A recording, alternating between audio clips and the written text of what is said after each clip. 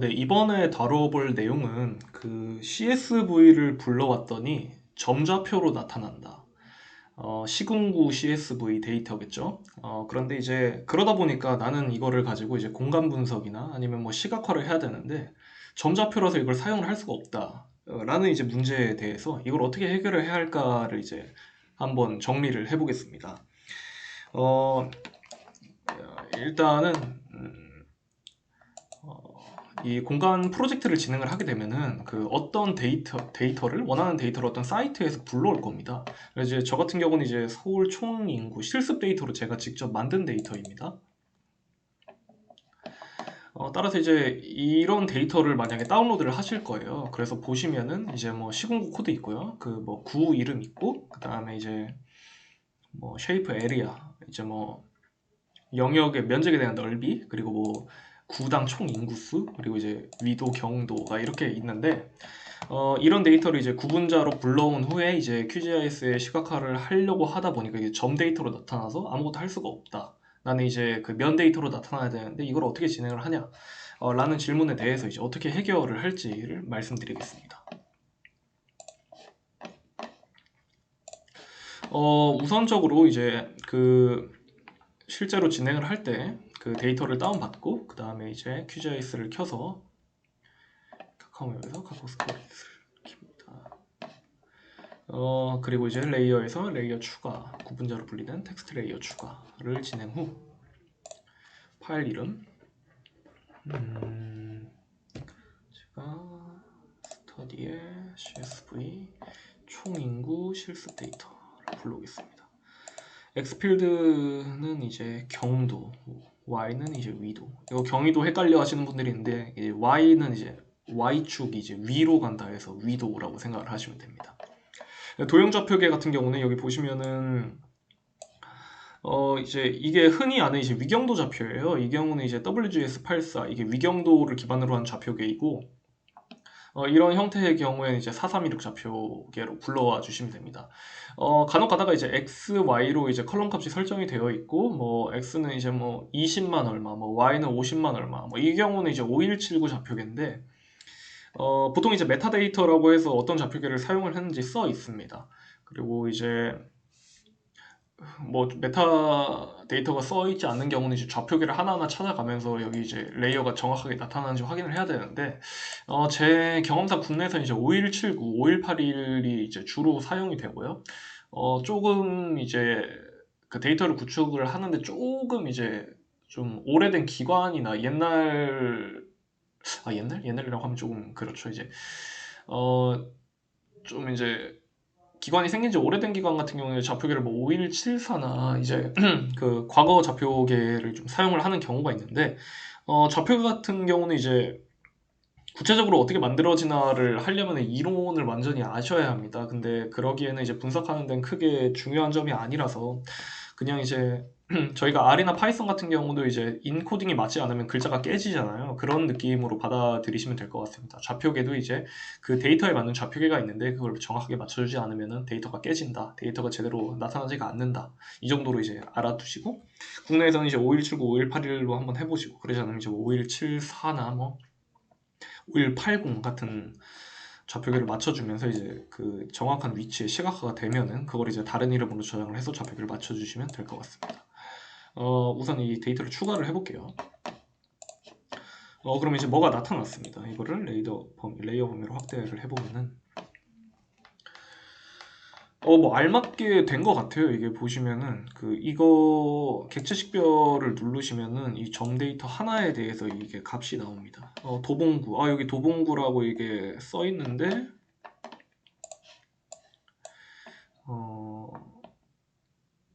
잘 위치가 된 것 같아요. 그런데 우리는 이제 이거를 따라서 몇 레이어로 나타내야 이 불러온 정보에 대해서 뭐 단계 구분도를 쓰든지 공간 분석을 하든지를 하는데 그게 지금 안 되는 상황입니다. 따라서 그걸 이제 어떻게 해결을 하는가를 말씀드리겠습니다. 바로 전 영상에서 한 이제 레이어를 불러올게요.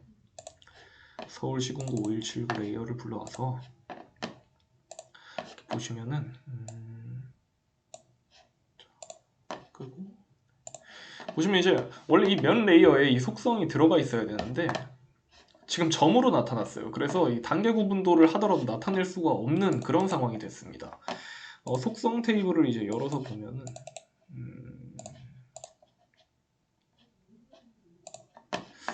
이제 이게 이제 실습 데이터, 점으로 나타난 데이터고요. 이게 이제 기존의 면 데이터입니다. 그래서 우리는 이 데이터가 여기 면 레이어에 담겨져야 되는데 그러지 못하고 있어요. 지금 이제 조금 그 데이터 결합이나 조인 이런 거를 좀 미리 아시는 분들이 이제 느낌이 오실 텐데 일단 결론부터 말씀을 드리면 이 데이터를 이 CSV로 불러온 데이터를 요 면 쉐이프 파일에다가 조인을 시켜줘야 됩니다.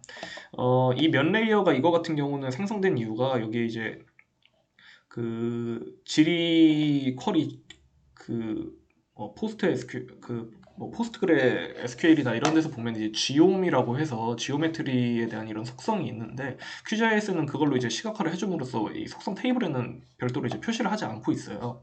이제 그 값이 있기에 이건 면이 된 거고 이건 단순 CSV라서 이제 점으로밖에 나타나지 않는 겁니다. 따라서 이제 이 값을 이 면 레이어에다가 결합을 해주면 되는데 그렇다면 이제 단순하게 그 데이터 전처리를 할 때 그 이너 조인과 같은 원리입니다. 따라서 이거는 이제 이너 조인보다는 이 면 레이어가 있는 요 속성 테이블을 기준으로 이 데이터를 이제 레프트 조인을 진행을 해줘야 하는데 두 개 보시면 기준이 필요하겠죠. 그렇다면은 따라서 보시면은 이 기준값 유니크한 이 pk 값이 두 개 다 존재를 합니다. 시공구 코드 컬럼명도 마침 똑같네요. 그래서 이 값을 통해서 그 이제 레프트 조인을 진행을 하셔서 여기에 데이터가 생성이 되면은 그거를 통해서 이제 단계 구분도나 이제 공간 분석을 진행을 해주시면 될 것 같습니다. 하는 방식은 이 면 레이어에서 속성을 연 후에 조인 그 이점대 같은 경우는 이제 결합으로 되어 있습니다. 아이콘은 똑같고요. 이제 새 조인 추가하면 저희가 쓸 서울 총인구 실습 데이터 조인 필드 시공구 코드 대상 필드 시공구 코드 이제 조인 필드에서 어떤 걸 기준으로 할 거냐를 이제 체크를 해주는 거고요. 지금 보면 이제 자료형이 하나는 인트형이고 하나는 이제 문자형이라서 조금 데이터가 많을 경우에는 에러가 날 수도 있습니다. 일단 한번 진행을 해볼게요. 이 조인된 필드는 이제 체크를 해서 원하는 것만 체크를 하실 수도 있고요. 저희는 지금 실습이니까 이거 체크를 풀어주면 전체가 다 되거든요. 전체 다 한번 조인을 진행해 보겠습니다. 적용, 확인.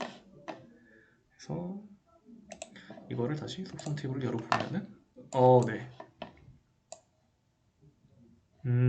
널 값이 없이 다 조인이 됐습니다. 원래는 이게 그 자료형이 맞지가 않으면은 좀 조인이 안 되는 경우도 있는데 그게 좀 보정이 잘 된 것 같네요. 그 자료형 변환 같은 경우는 이제 다음 영상에서 다시 한번 정리해 드리겠습니다.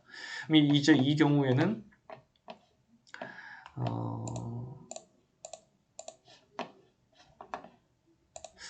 이게 앞에 들어왔는데 총 인구가 이렇게 있죠. 그래서 이제 우리는 총 인구를 이 데이터를 통해서 이제 뭐 속성에서 단계 구분도를 진행을 해서 총 인구로 쓸 거다. 그래서 내추럴 브레이크를 통해서 분류를 해서 적용을 하면은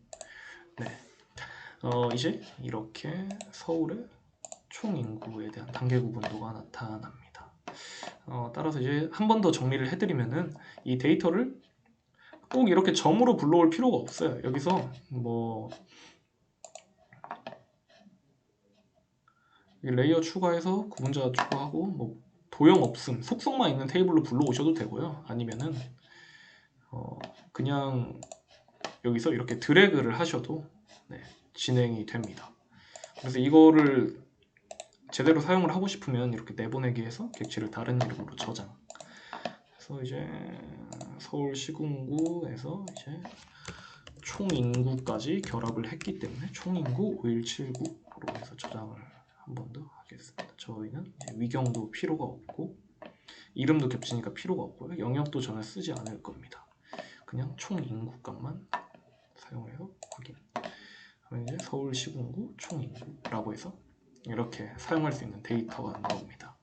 컬럼 이름도 조금 바꿔줄게요. 이게 지금 거슬리니까 여기서 이제 컬럼 이름 같은 경우는 이게 필드에 들어가셔서 이 편집 모드 전환을 하신 다음에 총 인구라고 하고 편집을 꺼주시면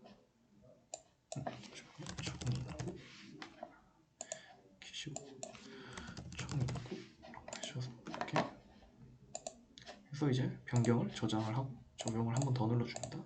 그러면은 속성 테이블 열심히 이제 총 인구라고 해서 구별 총 인구가 이렇게 폴더가 생성이 된 걸 보실 수 있습니다. 네, 여기까지 이제 CSV를 불러와서 면 데이터에 결합을 한 후에 단계 구분도나 공간 분석을 연산을 할 수 있는 그런 방법을 정리를 한번 해봤습니다. 감사합니다.